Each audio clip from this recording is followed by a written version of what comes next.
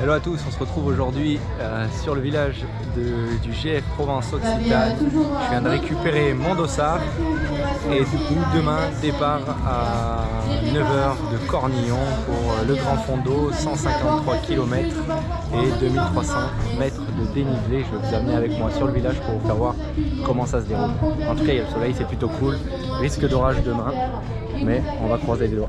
Mais le village, c'est pas juste de la logistique, aussi quelques stands bien utiles. Knock-Off est là pour chouchouter nos vélos, avant que le magasin Trek a même ramené un mécano.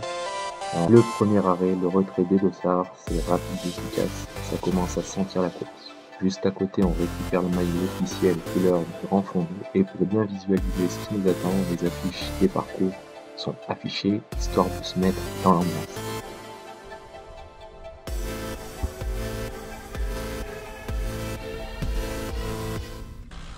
Il est 8h30, le départ est dans 30 minutes, fin des préparatifs.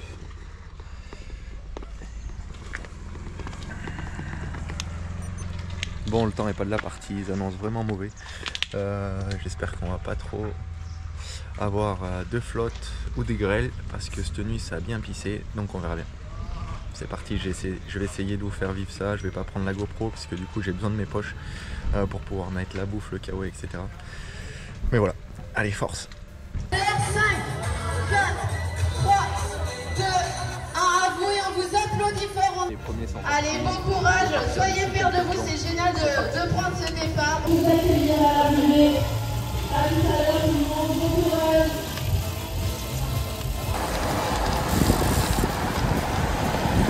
Je suis parti dans le sassin, j'attends Alex qui est juste derrière. Allez, la pluie s'est calmée. On est dans la première ascension, 19 en tout. Première se passe plutôt bien.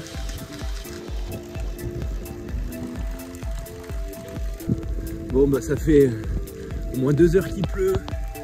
On est dans l'ascension du col de la Forestière. Je commence à être vraiment tout trempe.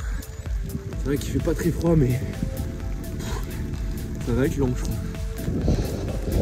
Difficile de vous faire un suivi. Et il a beaucoup plu, on a pris des seaux d'eau. Là je suis en direction de Vallon-Pont-d'Arc. Il va y avoir une grande descente après le col de la Forestière. On a hésité à basculer sur le 115, mais arrivé à l'intersection, il y avait le soleil, donc on tente notre chance et on verra ce que ça donne.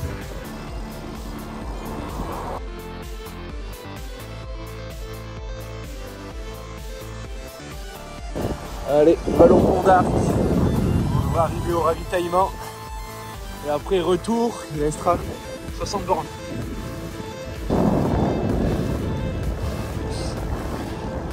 Magnifique. L'avant-dernière ascension, on doit être à peu près à 100 bornes. Col de la serre de Tours, si je me trompe pas, de serre de Tours. Bref, ça grimpe, c'est magnifique. C'est somptueux, il y a le soleil qui est un peu revenu, ça fait du bien au moral.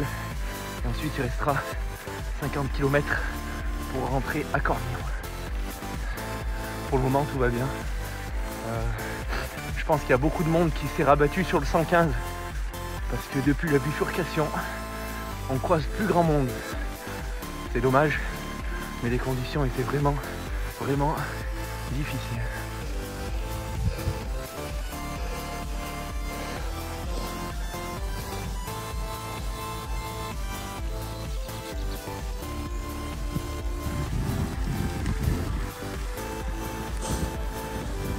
Allez, on remplit les gourdes, dernier ravito.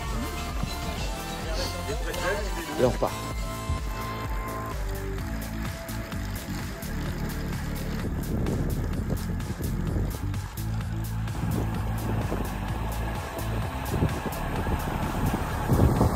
Ça gobe les gels à foison pour finir à fond. Allez, il me reste 28 km, 1 heure pour rentrer à Cornillon, pour essayer de faire un sub 6 heures. J'espère qu'Alex va tenir le coup derrière. Il est un peu dans le dur. Sinon bah, on verra si je finis tout seul. Mais c'est jouable. Ça serait beau de passer sous les 6 heures. Même si le but n'est pas de faire un chrono. Mais on a passé un bon moment tous les deux et là je vois que le chrono est jouable. Donc ça donne envie. Dernière ascension, il reste 15 bornes. Je me mets dans le rouge complet. C'est parti, 4 km de montée. Et ben voilà, je viens de franchir la ligne d'arrivée. J'ai passé un moment vraiment cool, même si les premières heures étaient chaotiques sous la pluie. Je suis bien content d'avoir bifurqué du côté du 150 bornes. Le parcours était vraiment beau, dommage que le temps n'a pas été de la partie. Voilà, je vous conseille à tous de tester l'aventure GF Chronos Go. Vous ne serez pas déçus. Je vous dis bye, je vais prendre ma douche et me réchauffer.